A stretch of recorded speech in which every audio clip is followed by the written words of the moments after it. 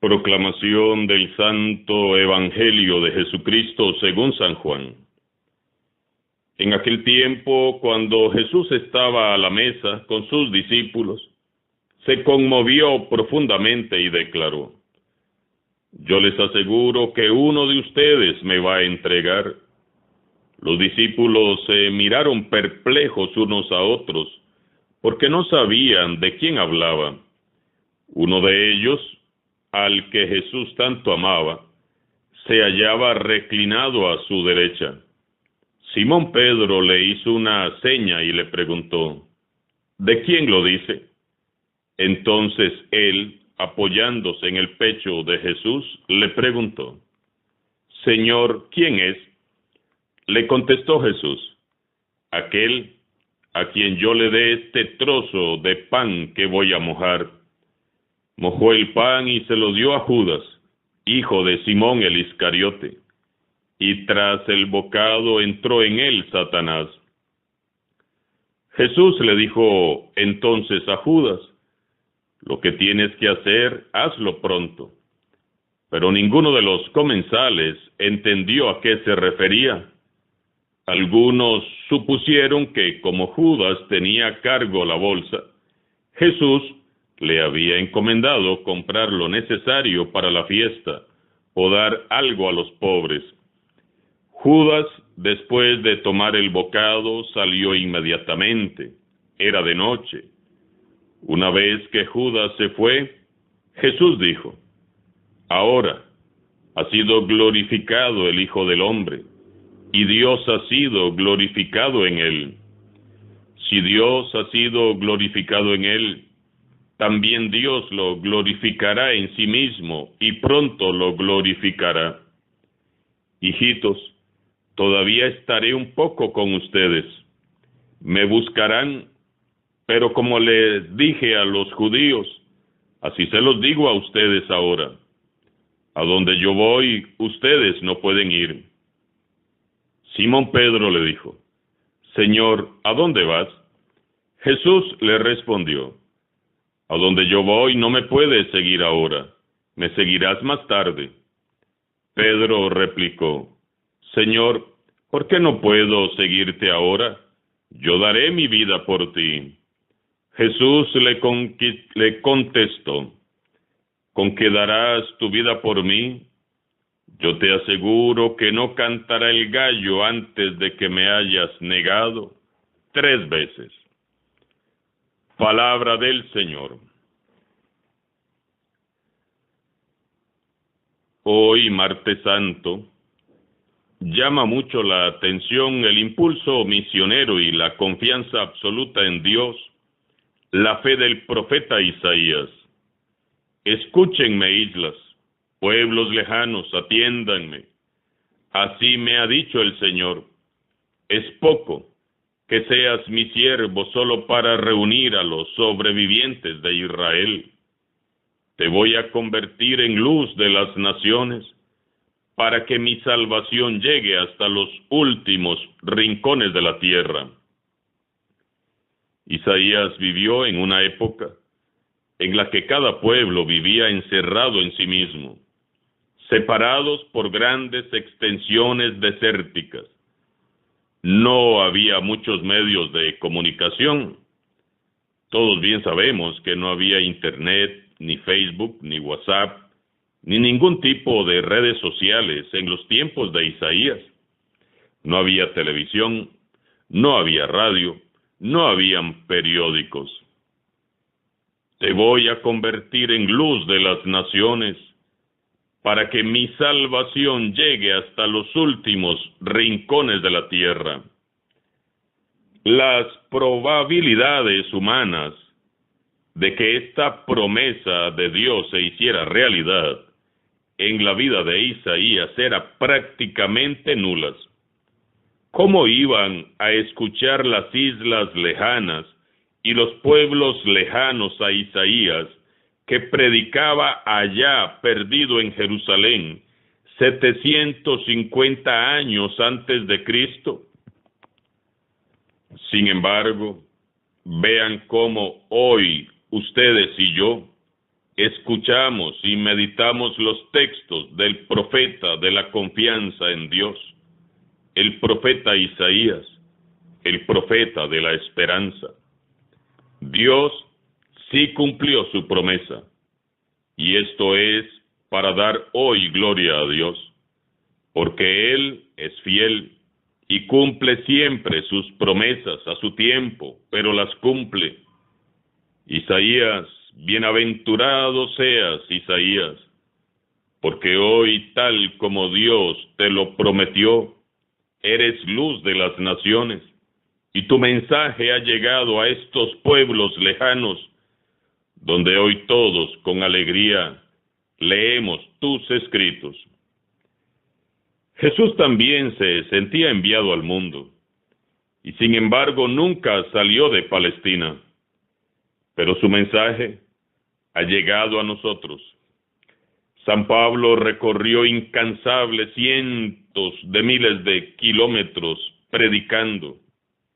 Fue de aquí para allá mientras sus enemigos se lo permitieron, y hoy sus cartas son leídas, meditadas y estudiadas en todos los templos cristianos del mundo entero.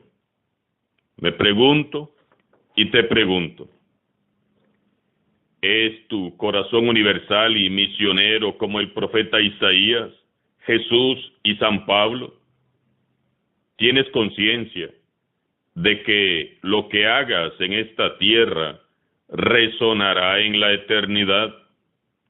¿Vives confiando plenamente en que Dios te ama y cumplirá a su tiempo todas sus promesas?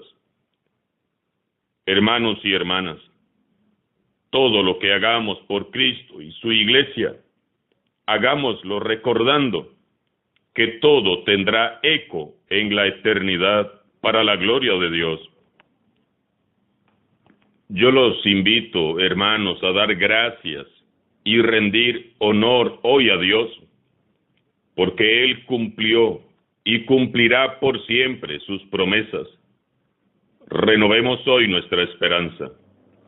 Levantemos los ojos y mirando al cielo digamos, Señor, yo confío en ti, yo creo en ti, sé que cumplirás tus promesas.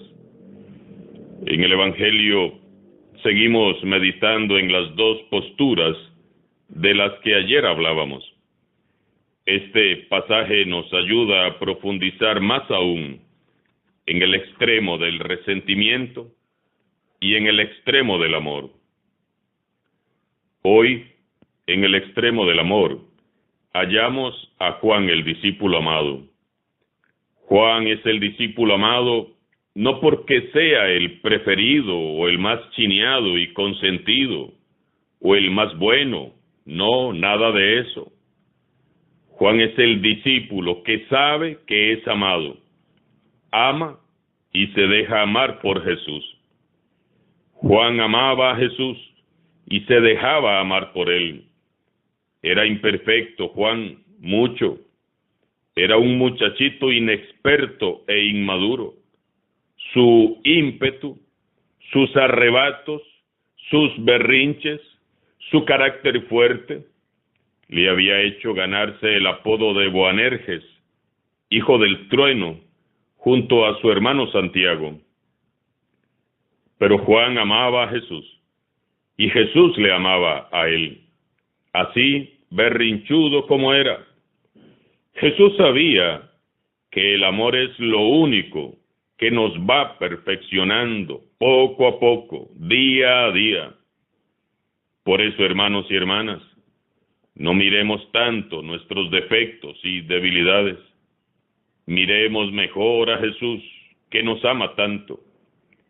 Recostémonos en su pecho y experimentemos su amor incondicional. Es su amor lo que nos va a transformar. Déjese amar por Jesús. Usted no se ponga a echarse tierra solito, solita, haciendo una lista de sus defectos y de sus pecados y contándole a Jesús lo indigna que es usted. Es que Jesús ya lo sabe todo de usted y aún así te ama y te ofrece su pecho para que te recuestes. Recuéstese en Jesús y déjese amar por Él de una vez por todas. Saquemos todos los días un ratito para recostarnos en el pecho de Jesús. Les aseguro que experimentar el amor de Jesús nos va a cambiar el día y la vida también. En el otro extremo encontramos hoy a dos discípulos, Judas y Pedro. Los dos, tanto Judas como Simón Pedro, al igual que Juan, tuvieron la misma oportunidad de ser amados y de amar a Jesús. Pero veamos cómo al final la respuesta será diferente. Mientras que Juan se recuesta en el pecho de su maestro, Pedro asegura que dará su vida por Jesús, pero, como todos lo sabemos, terminará negando con imprecaciones que lo conoce. Luego vendrá el llanto de arrepentimiento. Judas, pobre Judas.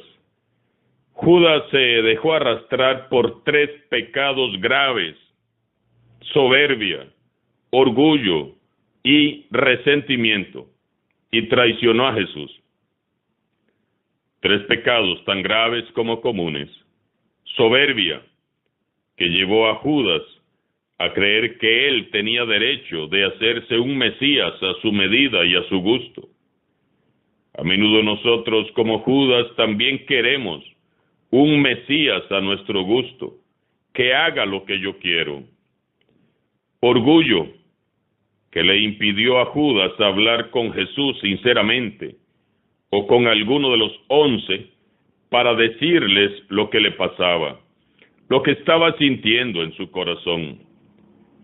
¿Cuántas veces, sintiéndonos fuertemente tentados, en lugar de buscar ayuda en la comunidad de hermanos, lo que hacemos es retraernos, alejarnos, apartarnos? ¿Cuántas veces, en lugar de hablar de lo que sentimos o nos pasa, nos cerramos y nos amargamos solitos el alma? Esto fue lo que le pasó a Judas. Si él hubiera hablado, tal vez no hubiera caído tan bajo. Resentimiento, que es la puerta abierta para que fácilmente se introduzca el mal en nuestro corazón. ¿Cuánto mal hemos hecho por estar alimentando los resentimientos del pasado? Judas estaba resentido porque el mensaje de Jesús lo cuestionaba directamente. Jesús decía que había que ser humildes y él era soberbio, Judas. Jesús decía que había que ser generosos y Judas era avaricioso, robaba de la bolsa. Jesús decía que había que proclamar la paz y amar a los enemigos, y Judas quería la guerra, la sublevación y la rebelión. Por decirlo de algún modo, Jesús como Mesías defraudó a Judas, y Satanás aprovechó esa puerta abierta en el corazón de Judas para entrar y desde allí maquinar la traición. Los 3 discípulos eran amados, muy amados, pero cada uno dio una respuesta al amor de Jesús. Conmueve hasta las entrañas el gesto de Jesús, que en la última cena que le ofrece a Judas el primer bocado. El gesto de ofrecer el primer bocado era el gesto especial con el cual el jefe de la casa homenajeaba al invitado de honor. Para Jesús, Judas no es el traidor, sino el invitado de honor de aquella última cena. Fue el más preferido y el más amado aquella noche, más que Juan incluso. Fue la última cena de Jesús, y la de Judas también, porque luego de probar el bocado, Satanás ingresó en Judas, y lo alejó para siempre de Jesús. Lo que más impresiona del relato es comprobar que la traición se fraguó en el círculo de los íntimos, de aquellos que han tenido acceso al corazón del Maestro. Les aseguro que uno de ustedes me va a entregar. ¿Con cuánto dolor habrá dicho esto Jesús? Él sabía ya que algo muy malo se estaba moviendo y que estaba cerca, y que en uno de aquellos sus amigos ya la serpiente maldita había hecho su nido. Pedro lo negó 3 veces. Maldijo jurando que no lo conocía, pero luego lloró amargamente arrepentido, y Jesús lo perdonó y lo restituyó. Judas lo traicionó, lo vendió, dudó, no creyó y se ahorcó. El pecado más grande de Judas no fue su soberbia, su orgullo, su resentimiento, ni siquiera su traición, sino haber dudado de la misericordia de Jesús. No dudemos de la misericordia de Jesús. Recostémonos en su pecho y dejémonos amar por Él. No importa cuán grandes hayan sido nuestros pecados, siempre será más grande su misericordia. Hay esperanza en Jesús para todo pecador. Solo tienes que arrepentirte y recostarte en su pecho. Es su amor lo que nos va a transformar. Vivamos en el extremo del amor, como Juan, imperfectos, sí, pero recostados muy cerquita del corazón de Jesús. Vengan a mí, nos dice Jesús. Vayamos pues, y contemplemos con los ojos muy abiertos y el corazón palpitante, como Jesús siempre cumple sus promesas.